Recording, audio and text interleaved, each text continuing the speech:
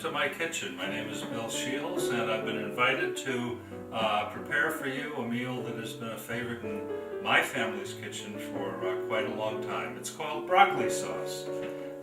It's a Neapolitan dish, and it's appropriate for my kitchen since I come from a Neapolitan home. Even though the name is Shields, my mother was full-blooded Italian, and her kitchen and the kitchen of my grandmother both were just filled with all kinds of Italian specialties. Today, as I said, we're going to do the broccoli sauce, and I hope you enjoy it as much as my family seems to favor it as well. So, to get started, what I do is I pour a little olive oil into my pan.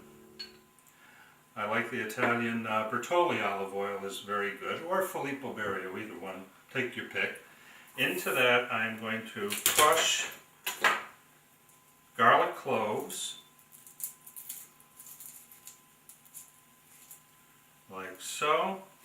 Slice them as thinly as I like, because they seem to add a little more fragrance to the oil once the oil is heated up.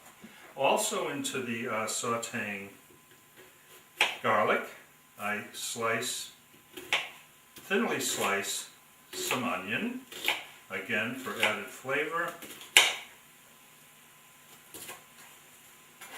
and place that into the pan as well. While this is sauteing, I will take capers. This is a specialty of this dish. You add as many capers or as few capers to taste as you prefer. My family loves the salty, briny flavor of the caper, so you might find that to add a little bit more or to take out a little, one way or the other. You will enjoy the meal. While this is sauteing, of course, we have the sauce, which I've already prepared, folks, because it will need to simmer for about 2 hours before the final preparation to serve to your guests, or to your family, or both. So, into the cooking pot will go the sauteed garlic, capers, and onions. Once that is fragrant, I then take my plum tomatoes, and I stress they need to be plum tomatoes because the secret to this sauce, as I feel it is that the plum tomatoes are very rich in flavor, and as you take the tomato out of the can, you squeeze it so that the juices come out, but the tomato remains pulpy. One of the specialties of this particular sauce is that the tomato is pulpy, and the sauce, likewise, will be pulpy. So I squeeze these into my sauce, adding the juices of the tomato. And at that point, I will add basil. Now you may use fresh basil if it's that time of year and it's easily accessible in your grocery store or in your garden, or the dried type, which is what we will use today. Again, to taste, that's up to you. Likewise, I'll use sea salt. I like the freshly grated sea salt. And fresh ground pepper,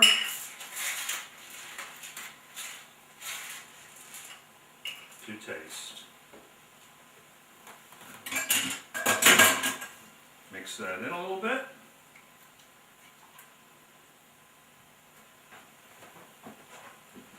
And then we bring in a can or two of sliced olives.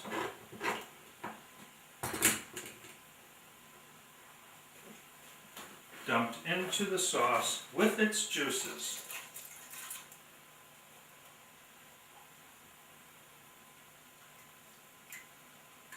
And like I said, we're going to let that simmer for about an hour, maybe 2 hours. It depends on how long you like to cook the sauce. One secret that my mother taught me many years ago was that when you make a tomato sauce, regardless of what kind of a tomato sauce it is, that what you need to do is bring the sauce initially to a boil. As soon as the sauce boils, you turn it all the way down to a simmer. You stir the sauce, put the lid on, and just let that sauce simmer so that the tomatoes get to cook fully and all the aroma that comes from them fills the pot. It's a good secret to remember, folks. So here we are. Now, once the sauce is almost cooked, it's time to cook the pasta itself. What you do is you boil your water, you throw in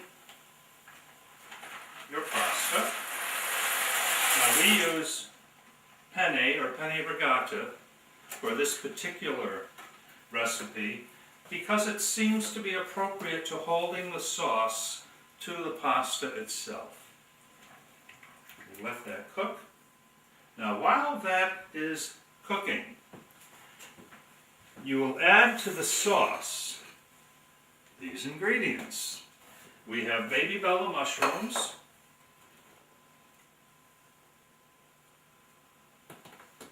they are wonderful.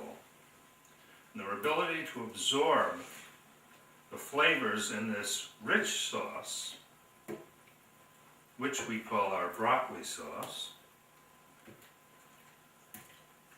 is to die for. While those are cooking, you will also add your broccoli. I take the florets along with green beans. The green beans, my wife loves the green beans in the sauce, so into the sauce will go those green beans. While all of this is cooking, with the lid on,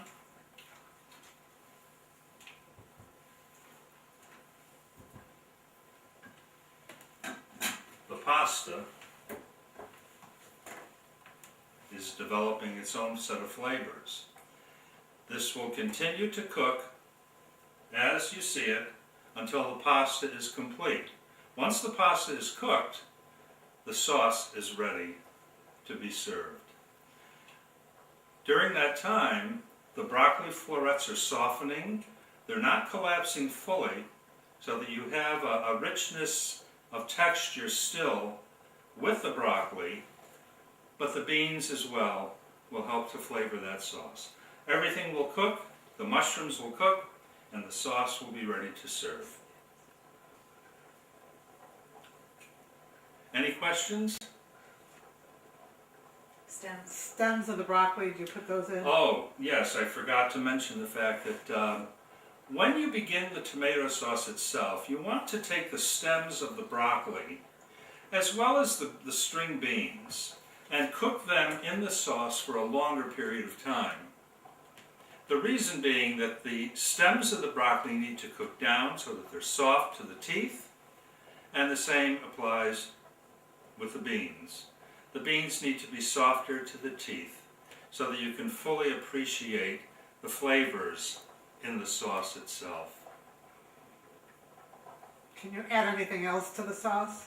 You can add anything to the sauce that you wish. What we're having today is the basic broccoli sauce, as my family calls it. One thing that we like to add to the sauce is shrimp.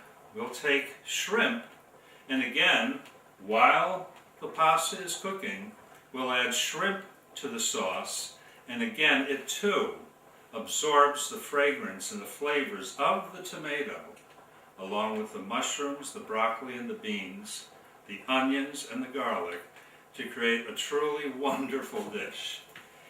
By itself, this is a vegan or vegetarian entree. You can add either seafood to it of any kind.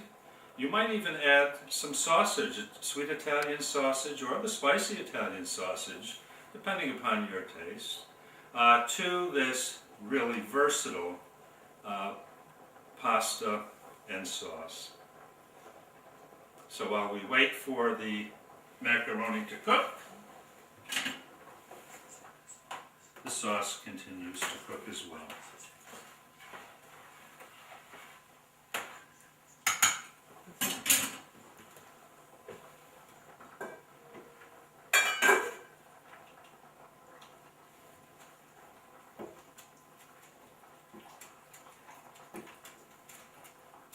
This will take a few more minutes before we're ready to serve.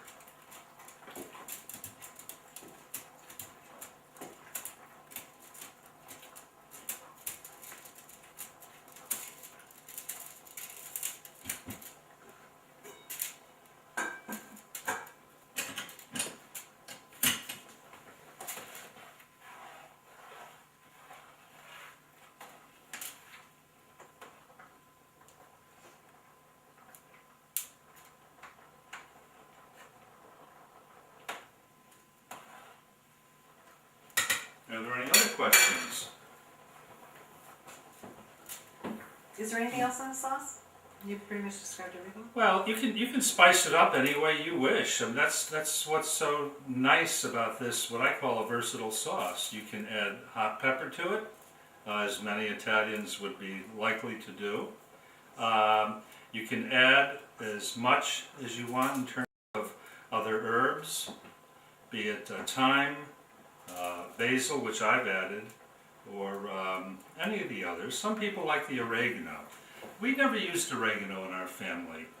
My grandmother used to tell us that if you're a Neapolitan, the only time you use oregano is when you have burned the sauce accidentally. The reason you would then use the oregano is that the power of the herb itself would mask the burned flavor that has developed as a result of overcooking the sauce. Other than that, oregano is never used in a Neapolitan household. It's a tip that I share with you today. Anything else? What about a bay leaf? I'm sorry? Bay leaves. You can use bay leaf.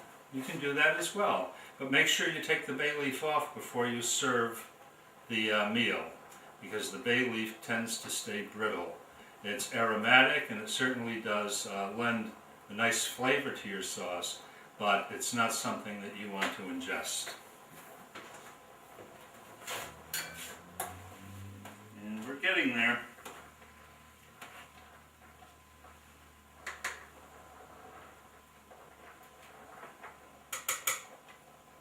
See how we're doing? Perfetto! Where is the colander?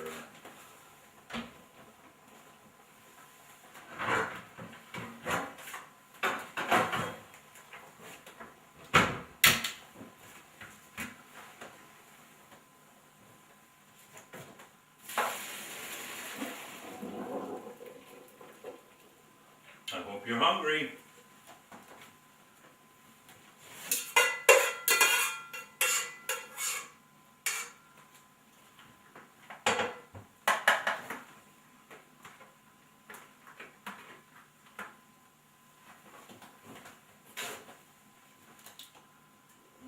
Okay.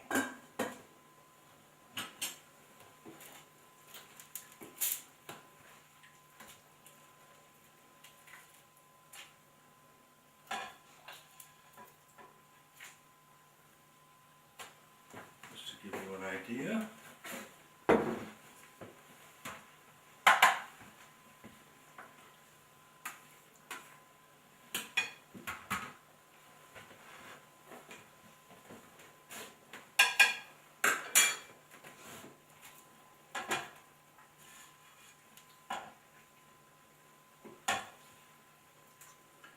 It's always good to keep some sauce on the side.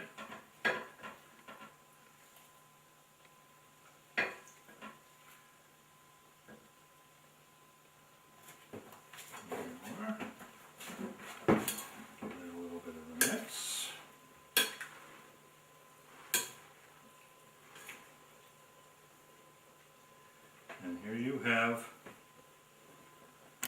pasta in a broccoli sauce from the area of Naples, Italy. Buon appetito! Cheers. Enjoy. It's very good.